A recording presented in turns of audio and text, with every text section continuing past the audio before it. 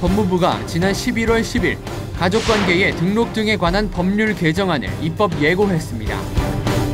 그동안 가족관계 증명서에 담긴 지나친 개인정보의 노출로 인해 개정안은 가족관계법 시행 7년 동안 국민들이 개선을 요청한 다양한 의견을 반영한 것이라는데, 가족관계의 등록에 관한 법률 개정안, 무엇이 어떻게 담겨 있는지 하나님의 법 세상의 법에서 알아봅니다.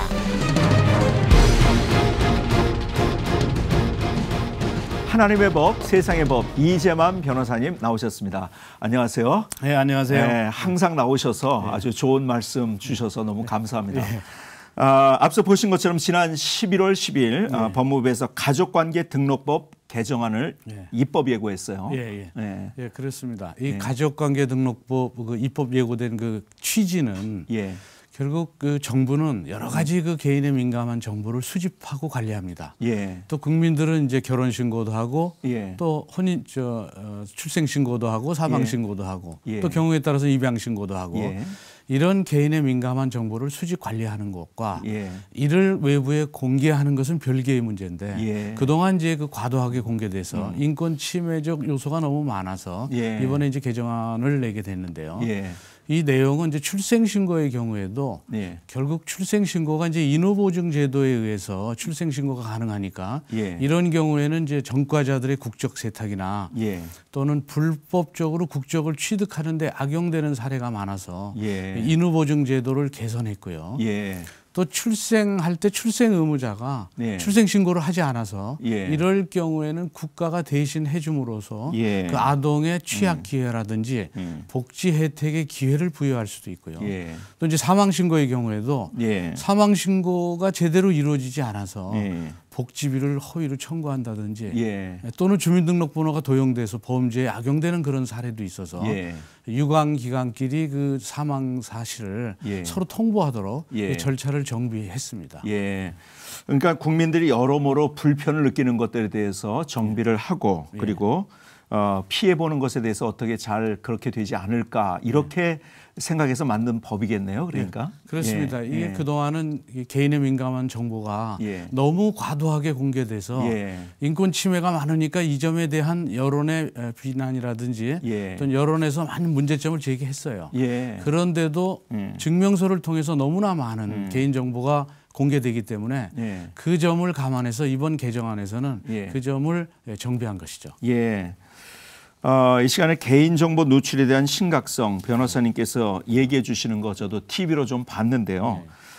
개인정보가 굉장히 신중하게 다뤄져야 되잖아요. 그렇죠. 그런데 너무 가볍게 다뤄지고 각종 증명서를 통해서 개인정보가 아주 쉽게 노출이 되고 하는, 그리고 과도하게 그렇게 공개가 되는 것, 그런 문제들이 있다는 거죠. 그러니까. 그렇습니다. 이제 가령 보육수당을 받기 위해서 증명서를 제출하면 그 증명서 내에 이 아이의 성이 아버지하고 다른 것들이 드러날 수도 있고 또 배우자 수당을 받기 위해서 회사에 증명서를 제출하면 거기에 이혼이라는 사실이 기재되면 회사에 알리고 싶지 않은 이런 민감한 정보들이 그대로 노출되기 때문에 이런 점에 대한 개선점을 이번 개정안에 담은 것이죠.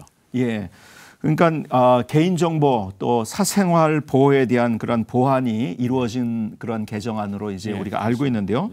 아까 말씀해 주신 것 중에서 출생신고, 사망신고 그런 내용도 있는데요. 실제로 그런 게 어떻게 악용되고 있는 것들이 있나요?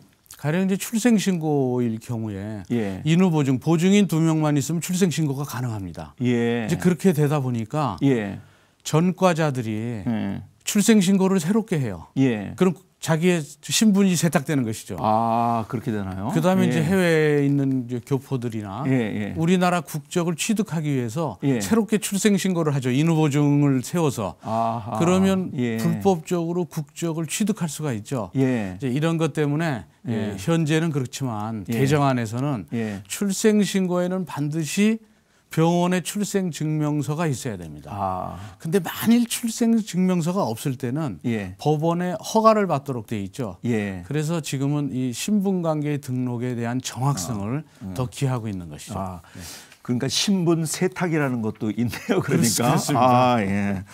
그럼 이런 개정안이 이제 시행되게 되면 가족관계 증명서를 주민센터에서 떼게 될 때 어떻게 바뀌게 되나요? 그동안은 이제 주민센터에서 그 서류를 띄게 되면 예. 이제 전반적으로 여러 가지 정보가 들어갔지만 예. 이제 그렇게 모든 정보가 들어간 서류는 상세증명서라고 그래서 예. 개정안에서는 반드시 이 서류를 요청할 때는 특별한 이유가 있어야 되고 이유가 예. 없으면 그 제출을 거부할 수 있겠어요. 전체 그러니까 그 정보가 들어가는 상세 증명서라고 하네요. 보통은 이제 일반 증명서를 원칙적으로 제출하게 돼 있어요. 이건 예, 현재의 신분관계만 나와 있죠. 예, 과거의 예, 신분관계는 예, 나와 있지 않고. 예, 예. 그리고 특정 증명서라는 게 있습니다. 아, 특정 증명서. 예, 예. 신청자가 체크를 해서 나는 혼인 관계에 대해서만 한다. 나는 입양 관계다. 나는 저 부모 자식 관계다. 이렇게 특정하면 그 부분만 발급받아서 제출하기 때문에 예. 본인의 그 정보가 과도하게 노출될 그 위험에서 위험을 막을 수 있죠. 예.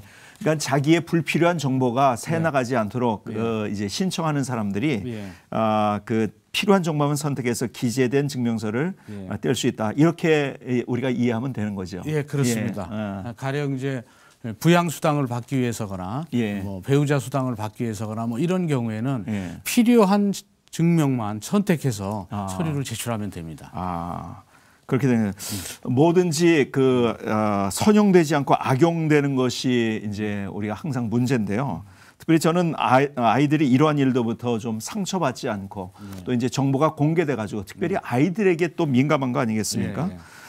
우리 교회에서도 어려운 이웃들을 도울 때 오른손이 하는 것을 왼손이 모르게 하라는 말씀에도 그런 의미가 담겨져 있는 것 같아요. 도우면서 다 공개하다 보면 상처를 받게 되고 하는 그런 경우들이 있거든요. 그래서 좀 더 우리가 좀 주의를 기울였으면 좋겠다. 그런 생각을 갖게 됩니다. 예, 우리 크리스찬들은 결국은 이제 다른 어려운 이웃들을 돕는 일을 하는 사람들인데요. 그렇죠. 이제 결국 돕기 위해서는 그 대상자들의 정보를 수집할 수밖에 없죠. 그런데 그 수집하는 과정에서도 그 대상자들이 상처를 받을 우려가 있습니다. 가령 뭔가를 도와주기 위해서 증명을 받았더니 거기에는 뭐 이혼 관계도 있을 수 있고 입양 문제도 있을 수 있고 그 이외에 이 성이 아버지하고 달라서 결국은 이 배달은 형제라는 그런 사실도 드러날 수 있고 하지만 그런 정보 수집도 조심해야 되지만 수집된 정보도 최소한에 그쳐야 되고 또 최소한에 그친 정보가 외부에 공시되지 않도록 그렇게 노력하고 아이에 대해서 더 이상 상처받지 않도록 배려하는 마음이 또 필요하다고 보겠죠. 이번 개정안을 통해서 우리 국민들이 삶의 질이 개선되고 또 행복해지는 그런 계기가 됐으면 좋겠습니다. 우리 이재만 변호사님 오늘 또 나오셔서 너무 감사합니다. 감사합니다.